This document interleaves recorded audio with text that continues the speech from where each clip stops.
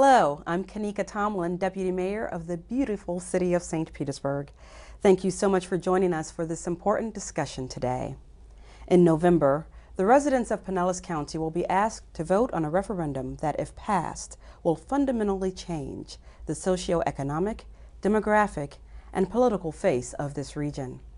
With the passage of Greenlight Pinellas, this county's public transportation system will be radically transformed, expanded, and improved. This plan, developed by more than 90,000 citizens across the Tampa Bay area, was finalized last December after several years of public input and review. Joining me today to talk about the benefits of the Greenlight Pinellas plan are St. Petersburg's Mayor, Rick Kriseman. Thank you for being here. Good to be here. Tampa's Mayor, Bob Buckhorn, and PSTA Executive Director, CEO Brad Miller. Thank you, Brad, for being here. Thank you. Welcome to each of you. This is a very important topic, and we look forward to you enlightening us about Greenlight Pinellas and the difference that it will make for our community. Brad, let's start with you. Give us a brief overview of the plan. Okay, well, thank you, Vice Mayor, and thanks for having me with these two great mayors who are bringing the Tampa Bay region together. First of all, the Greenlight Pinellas plan is most importantly about a vote this November by the citizens of St. Petersburg. Will get a chance to vote on a dramatically improved transit system paid for by a fairer way of funding the transportation system, which is a sales tax replacing and eliminating the current way we pay for it, a property tax. So on average, voters, homeowners in St. Petersburg will see about a 6% reduction in their property taxes with this Greenlight Pinellas plan. But the plan will make, as you said, dramatic changes to the public transit system we have here in the city. It'll have rapid bus lines east and west between downtown St. Pete and the beaches, north and south on our major thoroughfares, more trolley lines that our tourists and our locals love along Central Avenue and the beaches, local bus services, better connectors in downtown St. Pete for our seniors. Our DART system will be improved, and of course the rail system, which will connect our biggest job center in the whole county, Carillon Gateway, with downtown St. Pete and the neighborhoods in between. And what that will do is provide higher paying job opportunities, bring new businesses to our community, grow the economy of our city, and allow citizens to come and raise their family. Most of all, even though it will have a lot of buses and trains, which I certainly like, this is about our future as a city. It's about helping our kids and our grandkids grow up in a great city we know of, St. Pete. Great. So, Mayor Kriseman, tell us a little bit more about how this transit advancement will touch our lives outside of transit. What are some of the other benefits that people in the city can expect?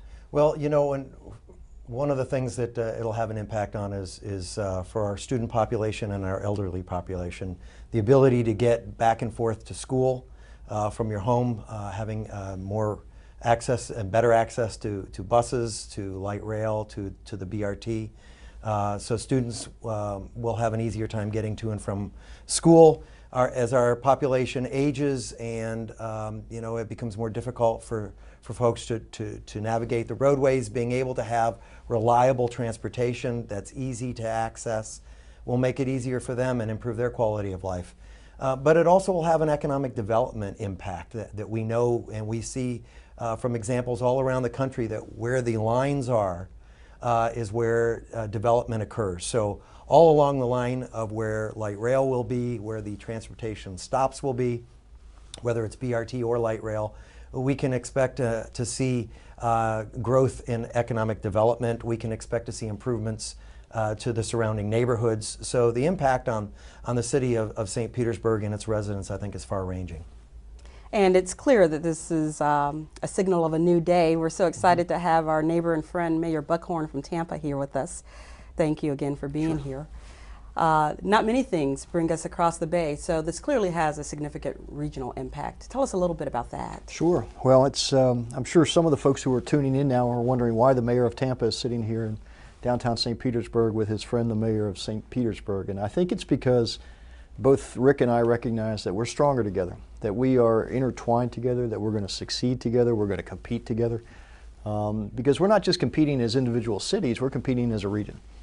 And in order for that region to be successful, to compete for not just jobs, but for the best and the brightest young people around the country, we've got to have a transportation system that's robust, that connects employment centers, that moves people from our natural assets, whether they're the beaches of Clearwater or the employment centers in downtown St. Pete, Tampa International Airport, downtown Tampa. I mean, the days of us looking at those bridges as barriers as opposed to conduits for cooperation are over. And I think what you're going to see with the election of Mayor Kriseman is both St. Pete and Tampa turning the page in their respective chapters, but those chapters are chapters that will be linked together. And a transportation network and the passage of Greenlight will facilitate Hillsborough's efforts that I anticipate will be on the ballot in 2016. But more importantly, will send a signal to our communities that we're in this together and we've got to help each other. That's why I'm here. I mean, I support this effort wholeheartedly, and I have made no bones about it, that I think it's important for us as well. And so I think there'll be a direct benefit to the residents of Pinellas County, but I think there'll be a significant indirect and positive benefits on what's going to happen in Hillsborough. Excellent. That's as exciting as can be. Yeah. Especially with all that's going on in St. Petersburg, Mayor Kriseman. We are just growing by leaps and bounds, and one of the things that comes up often are the parking issues that we're facing on some of our most traveled corridors, Beach Drive, for example. So how would something like Greenlight Pinellas, Mayor Kriseman or Brad, how will that help with parking issues? Well, obviously, you know, our goal, if we're going to decrease the number of cars that are searching for parking spaces, is to decrease the need to take your car into the downtown corridor. So if someone who lives in West St. Petersburg, for example, wants to go down to Beach Drive, being able to jump on the bus rapid transit, take it into downtown, and then walk around the downtown area versus getting in their car and driving and then circling beach, as all of us find ourselves doing as we look for that parking space. So it's going to relieve the congestion that's on the roadways, which is going to thereby relieve the need for as many parking spaces as we certainly have right now. And then you're going to see greater trolley services, which we anticipate. So it's going to connect the downtown better to the Central Avenue corridor, which we're in the process of really expanding and growing. So those areas all up and down Central Avenue are going to be more accessible without, again, the need for getting in the car and driving to those areas. You mentioned trolleys, you mentioned buses. Another word we hear a lot is light rail. Explain to our viewers what light rail is and how it works. Well, that's a great question that I hear a lot as I'm out talking to different groups. But what I try to emphasize first and foremost is the Greenlight Pinellas plan is a whole network of transportation services, and it's very important how it's funded, with the property tax cut funded instead of by a sales tax. The rail system is sort of the spine of the overall network, and it is, as was described earlier, a catalyst for new jobs and development. We're already seeing that in downtown St. Petersburg, how new apartment complexes are being developed, new high-rise developments, looking for ways that they don't have to build a whole sea of parking around their new development, but they can capitalize on the land. Of course, St. Petersburg is a built-out area, so we're not going to be able to grow our way into a new economy. Maybe this is a different way. It's been shown in every other city. Before I came to Pinellas County, I was in Charlotte, North Carolina, where Charlotte has built a rail system that is just seeing billions of dollars worth of development around each station, where young people and seniors are moving to a place where they can live and work, and they don't have to own two cars. They can do without a car, or they can park their car if they're a tourist and then take a different mode of transportation around. That's what the light rail system will do for St. Petersburg. It will be a fast connection. That will be the same. It'll take the same amount of time, not subject to traffic, to get between here and high-paying jobs in Carillon. And it will help develop neighborhoods, not only in downtown St. Pete, but along the line. And there's talk, Mayor Buckhorn, that light rail will eventually cross Howard Franklin Bridge and connect to Tampa, perhaps even to the Tampa International Airport. Tell us a little bit about that and why that's important. Well, I think it's inevitable. I think there's a recognition that if we had the opportunity to link downtown St. Petersburg and the beaches across the Howard Franklin to TIA, to a potential multimodal stop in West Shore, and then eventually to downtown Tampa, where hopefully all aboard Florida will someday come from Orlando into downtown Tampa, makes all the sense in the world. And I think we have to recognize that if you look at the in-migration patterns and you look at the millennials, they want to live in the urban core. I mean, downtown St. Pete's experienced a tremendous boom in apartment construction. Young people are flocking to the urban centers. The same is true in downtown Tampa. To give them the ability to move without requiring a car from the urban cores of our respective communities just makes all the sense in the world. Somebody flying into TIA that wants to get to the beaches of Clearwater right now has no direct way to do that. And so for them to be able to get on a train or a bus rapid transit that would take them directly to the beaches makes all the sense in the world. I mean, that's the kind of linkages that we need to have that make that experience of arriving in the Tampa Bay area so much more pleasant, so much more convenient, and in all likelihood guarantees return business and return trips. And so the linkage between Hillsborough and Pinellas has got to happen. I mean, there's just no ifs, ands, or buts about it. It's got to happen. And this Greenlight effort is the first step in getting there. Mayor Kriseman, help us imagine. It's post-November and Greenlight is a part of our infrastructure. It's well underway. What does our city look like? Well, and I'll give you a way of imagining it based on my own personal experience in a city that has mass transit. So you travel to that city and you don't have to worry about renting a car, because at the airport you get on the rail line or the bus rapid transit, and it takes you within walking distance to your hotel. So you get off the rail, you walk to your hotel, you check in, then you decide you're going to go out to dinner, you jump back on the rail, and you take it to the restaurant, to within a block of the restaurant, or right across the street from where the hub is your restaurant that you're going to. And your entire time visiting that community, which I had when I went to Boston, was spent without the need of renting a car. Likewise, I know someone that traveled to Boston and called up and found out there was a Rays game going on at the same time they were there. They took the rail straight from the airport to Fenway Park, stored their luggage at the park, watched the game, retrieved their luggage, then took the rail back to their hotel and checked in. How nice would that be able to do, to be able to have that happen here in St. Petersburg, to have people, as Mayor Buckhorn was talking about, going from the airport to the multimodal station in West Shore, then coming straight into downtown, getting off, going to a Rays game, and then jumping back on and stopping at the restaurant they want to eat at. So really you're talking about connections and building connections that create community in so many ways. And Mayor Buckhorn, you've spoken about how you've seen that growing up and grew up in that type of community. And just tell us a little bit about that, why that was special.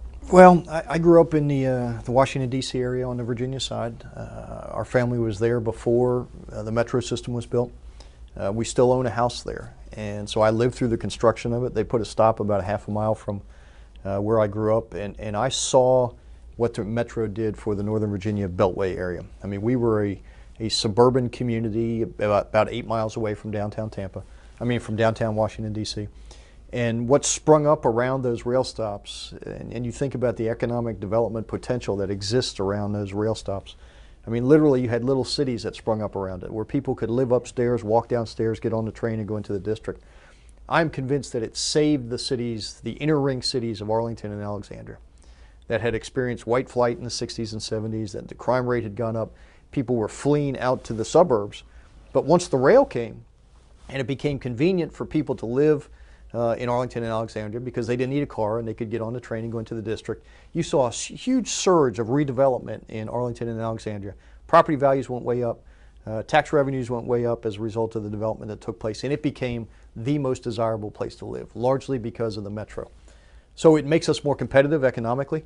We are the only region of our size without some type of multimodal transportation, particularly rail.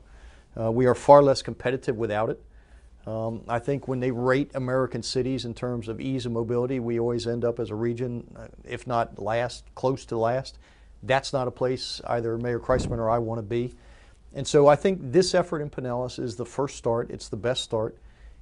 The folks that have been involved in this have laid the groundwork through community participation. They've gotten the buy-in. They went out and made the case as to why this makes sense. And I think what you're going to see is a groundswell of support for this effort. The naysayers notwithstanding, this is important for Pinellas, and it's important by extension for Hillsborough. And there was significant community input. 90,000 people, did I get that right, Brad? 90,000 people helped build this plan? And growing. We're constantly out there talking to different groups, trying to get the information out about the Greenlight Pinellas plan, about what it'll do. It should be called Greenlight St. Petersburg when I'm in St. Petersburg, or Greenlight Madeira Beach, or Tarpon Springs. No matter where it is, there has been a lot of public input for years.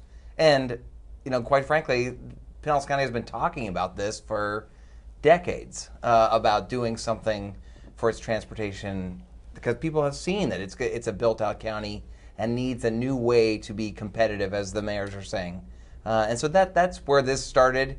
It has had public involvement all along the way. As the mayors talk about how the vision for this thing, we have vetted the plan and made sure we have an implementation plan. I might add that the vision is not too far away. The first things out of the box following the passage of Greenlight will be the express lines to Tampa from downtown St. Pete, which we don't have today. And on the weekends, which is when you ride the bus, that's what you hear. How do I get to Tampa on the weekends? Well, you can't. But now there'll be 7 days a week service that'll go to the airport from downtown St. Pete, that you can park for free in downtown and save money by going to the airport that way. Or you can get to a job in Tampa, or reverse. Those systems will be in place first. The rail planning will be underway, and that will come online. And again, it is a regional system. We have reviewed its finances and checked them again with a special study to look directly at our cost estimates and make sure that we can implement this plan over the long haul. This is a very detailed plan. You can go to greenlightpinellas.com if you want to read some of the 4,000 pages of documents. If you want a presentation to a group or a community, you can. There's a place on the website where you can ask for that too, and we'd be glad to get the word out as best we can. Super. Kanika, one of the things that I don't think we can lose sight of, and those that would oppose this oftentimes say that rail in particular never pays for itself. Well, there's no form of transportation that pays for itself on fare box revenues. Even the stagecoaches 200 years ago probably didn't pay for themselves. And so people need to understand that when they're making an investment, in the case of Pinellas, it's actually going to be to their benefit if the value of their house is over $140,000, because you're going to see a reduction in what you would actually pay versus the property tax. And an investment in this system is not just the immediate return. It's going to dictate the long-range planning and what this county is going to look like for decades to come. And so while fare box revenue may not cover it, the economic development that will occur around these stops I think will more than compensate for this short-term small investment in the actual infrastructure itself. It could change the face of St. Petersburg and change the face of Pinellas County with a rail system and a network that makes sense and that works. And it's also an investment in our environment, because the more we can do to take cars off the road and give people alternative means of transportation that are more efficient, the better it is for our environment. We're talking about buses that are now running on natural gas, and before a little earlier today we were talking about new lines of buses that are coming out that are 100% electrical. We're talking about rail that doesn't run on fossil fuels. But one of the things I always like to point out is if you look at the logo itself, which I thought was a really intelligent design of the logo, because it doesn't just show buses and rail, it also shows bicyclists and pedestrians, because that's a part of it too. And I think people lose sight of the fact that when we're talking about enhanced transportation, this is the vision is more encompassing than just light rail. It is about enhanced bus service. It is about bus rapid transit. It is about better bike lane and connections and pedestrian connectivity, because when you get from where you're going, you are going to need to walk and to be able to do that safely, or ride your bike and do that safely. So it is more encompassing, and those who oppose this would lead you to believe that we're only talking about light rail, and we're not. We're talking about so much more than that. Right, and it is a whole network of services, and that's what the newest generation, millennials, are looking toward.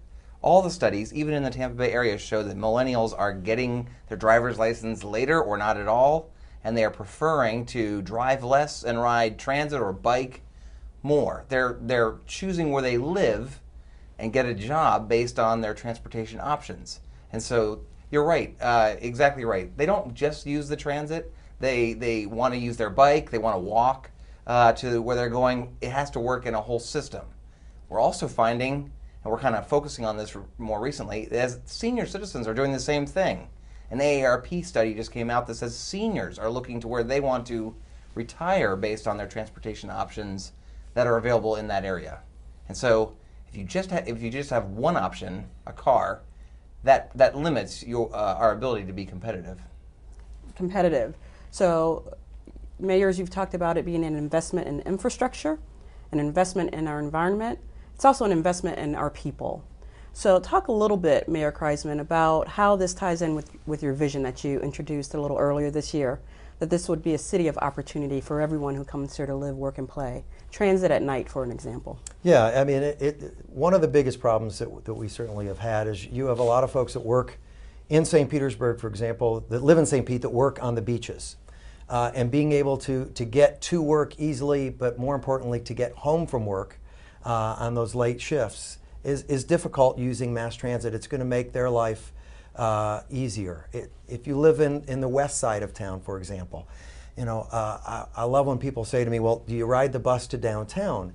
And I hate saying the answer right now is no, but I'm looking forward to being able to say yes, because it will take me as long to ride the bus under a new system, an enhanced system, as it does to drive right now. So it'll be more practical to do that. So, you know, we talk about opportunity for all, where the sun shines on all who live, work, and play. We want to have everyone in the city of St. Pete, no matter where you live, to have the same opportunities in providing enhanced services that allows people to be able to take mass transit in the evenings 7 days a week in West St. Pete, in South St. Pete, not just in the downtown. That's what we're going to be able to provide with the enhanced services from Greenlight Pinellas.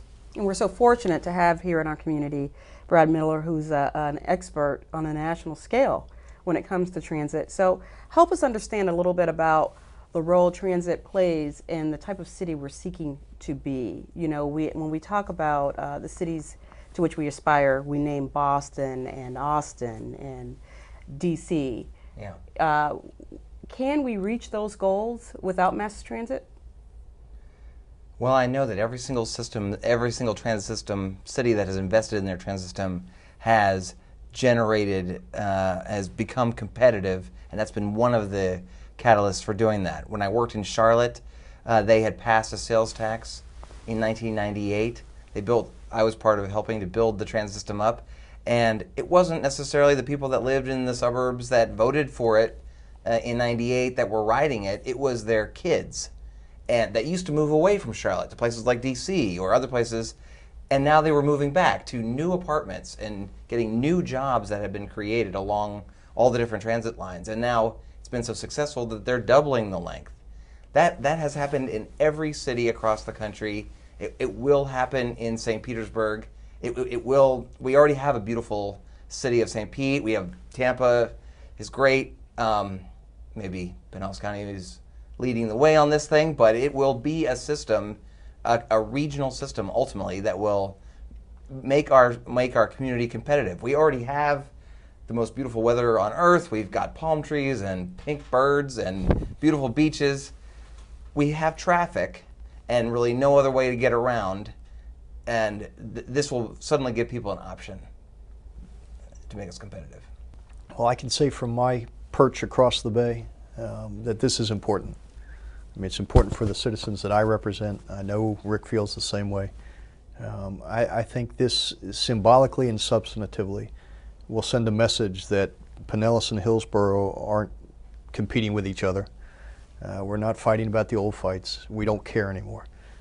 That we are linked together and that we're going to rise together, because Mayor Kriseman and I are not going to let us fail. And the physical connection between these two counties is important. And so I strongly encourage the folks in Pinellas to give this their utmost consideration and recognize that the investment in Greenlight Pinellas, as Brad said, is not an investment in the short term. It's an investment in the long-term stability of our region and what this will look like for our kids and for our grandkids. It's that simple. And this is really a historic day in some ways when you think about what we're doing here, and to have the mayor of Tampa and St. Petersburg coming together and recognizing and talking about the regional implications of this and how it will be transformative of our entire region. We love our cities, we love this region, and we know that together being able to provide ease in transportation will make us competitive, will give us the opportunity to compete on an equal footing. And that's really all we feel like we both need, because we know our communities offer more than a lot of these other communities around the country, but we are lacking this piece of our economic development tools, and we've got to have this in our toolbox. Thank you so much. Again, thank you, Mayor Buckhorn, Mayor Kriseman, and Mr. Miller. Thank you all for helping us better understand the Greenlight Pinellas Plan and its impact on our shared community. For more information, visit www.greenlightpinellas.com or the PSTA info line at 727-540-1900. To arrange for a presentation for your neighborhood, organization, or group about the Greenlight Pinellas Plan, please call 727-893-7465. The referendum is on the ballot for the Pinellas County general election to be held on Tuesday, November 4th of this year. Mail-in ballots will be distributed beginning on September 25th. Remember, if you are not registered to vote in Pinellas County, the registration deadline for this election is Monday, October 6th. Early voting begins October 20th through November 2nd from 7 a.m. to 7 p.m. To find your local precinct, visit the Pinellas County Supervisor of Elections at www.votepinellas.com. Polls are open from 7 a.m. to 7 p.m. on Tuesday, November 4th. Please be informed, make your voice heard, and thank you for joining us.